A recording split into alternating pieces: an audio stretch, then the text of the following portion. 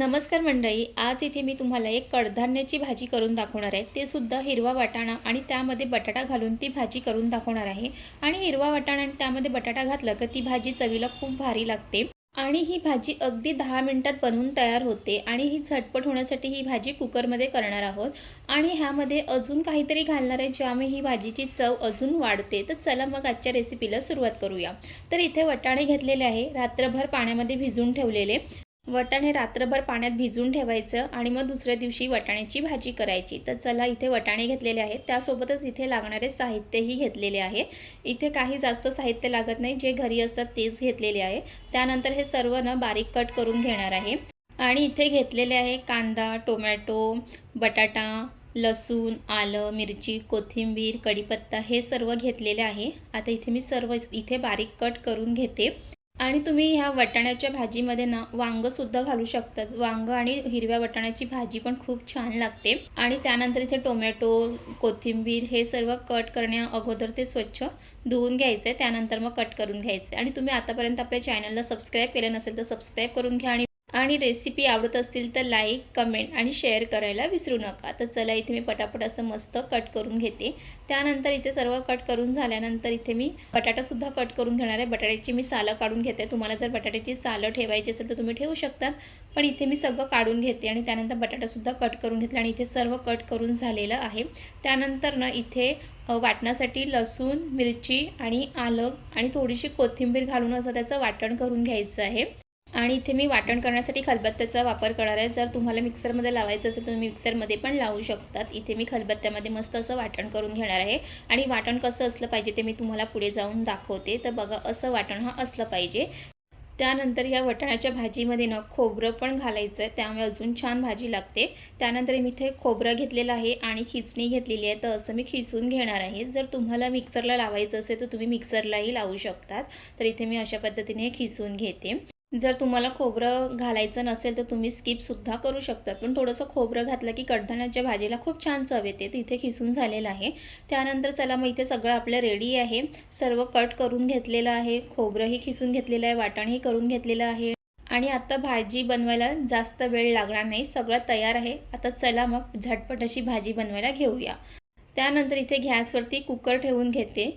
वाटाण्याची भाजी तर शक्यतो कुकरमध्येच करा, म्हणजे पटकन कशी ती भाजी बनवून तयार होते. जर पातेल्यात करायचं असेल तर पातेल्यातसुद्धा करू शकतात. त्यानंतर कुकरमध्ये तेल घातलं. तेल व्यवस्थित गरम झाल्यानंतर त्यामध्ये मोहरी, जिरं आणि कढीपत्ता घातलं. जिरं, मोहरी व्यवस्थित तडतडून द्यायचं आहे, ती तुम्ही पाहू शकतात. आणि त्यानंतर इथे जिरं, कढीपत्ता आणि मोहरी छान तडतडून झाल्यानंतर त्यांचा रंग बदलल्यानंतर मग मस्त बारीक चिरून घेतलेला कांदा त्यामध्ये घालायचा.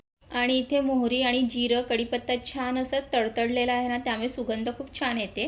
त्यानंतर इथे कांदासुद्धा व्यवस्थित परतून घ्यायचा आहे. कांद्याचा थोडासा सोनेरी रंग आला की मग त्यामध्ये जे वाटण करून घेतलेलं आहे, आलं, लसूण, मिरची आणि कोथिंबीर हे त्यामध्ये टाकून घ्यायचं आहे. आणि ह्या वाटणामुळे भाजीला अजून खूप छान चव येते. तर त्यानंतर इथे वाटण टाकून झाल्यानंतर ते सुद्धा छान परतून घ्यायचं आहे. आणि हे सर्व मंद आचेवरतीच करायचं आहे. त्यानंतर मग हे व्यवस्थित परतून झाल्यानंतर त्यामध्ये टोमॅटो घालायचे. इथे मी 2 टोमॅटो घातलेले आहे. आणि वाटाण्याच्या भाजीमध्ये टोमॅटो जरा जास्त घातलं की खूप छान चव येते. इथे मी टोमॅटोसोबतच कोथिंबीरसुद्धा घातलेली आहे. त्यानंतर इथे मस्त टोमॅटोसुद्धा छान मिक्स करून घ्यायचं आहे आणि टोमॅटोसुद्धा अशा चमच्याने फोडून घ्यायचं आहे.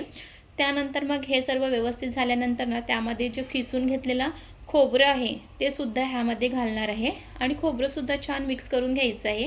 मग त्यामध्ये हळद, चवीप्रमाणे मीठ, घरगुती मसाला, काश्मीरी मसाला हे सर्व टाकायचं आहे. आणि त्यासोबतच त्यामध्ये गरम मसालासुद्धा घालणार आहे. इथे माझ्याकडे एव्हरेजचा गरम मसाला आहे, हे मी ह्यामध्ये टाकून घेणार आहे.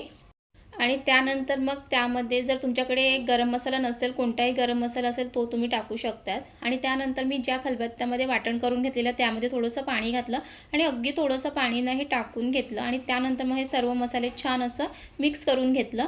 पाणी टाकण्याचं कारण हे की मसाले जास्त मग भाजले जात नाही, करपले जात नाही खालून आणि इथे मस्त असं हे मिक्स करून घ्यायचं आहे आणि मग त्यानंतर मग इथे हिरवा वाटाणा आणि त्यासोबतच ह्यामध्ये बटाटासुद्धा घालणार आहे. जर तुम्हाला बटाटा घालायचा नसेल तर तुम्ही तेही स्किप करू शकतात आणि ह्यामध्ये जर वांगं घालणार असाल ना तर वांगंही घालू शकतात. खूप छान भाजी लागते आणि वरून मग थोडीशी कोथिंबीर घालायची आणि मग हे सर्व व्यवस्थित मिक्स करून घ्यायचं आहे. आणि तुम्हाला जर लग्नाच्या पंक्तीतील वाटाणा आणि वांगं ही भाजीची रेसिपी हवी असेल ना तर ती आपल्या चॅनलवरती आहे, तुम्ही नक्की जाऊन पाहू शकता तिथे. तर चला इथे सर्व व्यवस्थित मिक्स करून घ्यायचं आहे आणि मिक्स करून घेतल्यानंतर लगेच त्यामध्ये पाणी घालायचं नाही आहे. तर झाकण झाकून ना छान अशी एक 5-7 मिनिटाची वाफ काढून घ्यायची आहे. कोणतीही भाजी असू दे, मग ती कडधान्य असू दे किंवा पालेभाजी असू दे, त्यामध्ये ना पाणी लगेच घालायचं नाही. एक छान अशी वाफ काढून घ्यायची आहे. त्यानंतर सर्व छान मिक्स करून झाल्यानंतर इथे झाकण ठेवलं, त्याच्यावरती पाणी ठेवलं म्हणजे पाणीही छान गरम होईल. त्यानंतर इथे एक 5-7 मिनिटं झाल्यानंतर मग परत ना ते एकदा व्यवस्थित मिक्स करून घ्यायचं आहे आणि मग त्यामध्ये जे गरम पाणी करून घेतलेलं आहे ना ते त्यामध्ये घालणार आहे आणि भाजीमध्ये ना शक्यतो गरम पाणीच घाला, कारण चव थोडी बदलते. थंड पाणी घातलं की आधीच जे सगळं आपलं गरम झालेलं आहे ते परत थंड पाणी टाकलं कारण ते थंड होते. त्यानंतर इथे मी गरम पाणी टाकून घेतलेलं आहे. आता तुम्हाला ह्या भाजीमध्ये किती रस्सा हवं त्याप्रमाणे तुम्ही त्यामध्ये पाणी घालू शकता. जर तुम्हाला ह्यामध्ये जर कमी रस्सा पाहिजे तर कमी पाणी घाला. तर इथे मला रस्सा भाजी बनवायची, त्यामुळे इथे मी थोडंसं अजून पाणी टाकून घेतलेलं आहे आणि ते छान असं मिक्स करून घ्यायचं आहे आणि मग नंतर कुकरचं झाकण लावून कुकरच्या 2 शिट्या काढून घेणार आहे.